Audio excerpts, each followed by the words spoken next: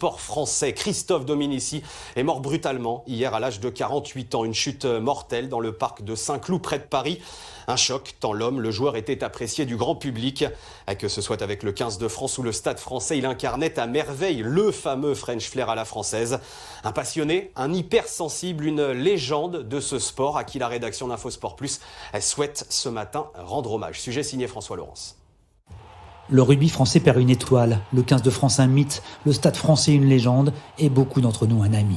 Ces mots signés du vice-président de la Fédération française de rugby donnent la mesure de ce que représentait Christophe Dominici auprès de ses pairs. Sa disparition a provoqué une onde de choc et d'émotion à travers l'Hexagone et plus loin encore, et très vite les souvenirs sont remontés. C'était un grand frère qui nous a accompagnés, alors sur le terrain, en dehors, il a tout le temps été dans le partage, la passion. Il me hurlait dessus avant une mêlée.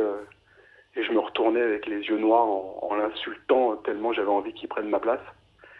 Et en même temps, il venait de piquer là où il fallait pour qu'on essaye de faire quelque chose de bien. C'est quelqu'un qui avait une aura, voilà, quand il arrivait quelque part, on le voyait. Voilà, il était lumineux. C'est un joueur imprévisible, il était sur le terrain comme en dehors, imprévisible. Et capable de renverser des montagnes. Comment oublier cet essai inscrit en demi-finale de Coupe du Monde face à la Nouvelle-Zélande? Les Blacks, battus à l'époque, se devaient à leur tour de lui rendre hommage.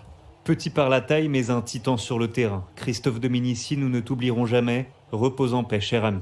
Ça fait partie de ces très rares rugbymen qui peut faire basculer un match tout seul. Dominici, comme contre les All Blacks, reprend à la volée ce coup de pied à suivre et va planter au milieu des poteaux.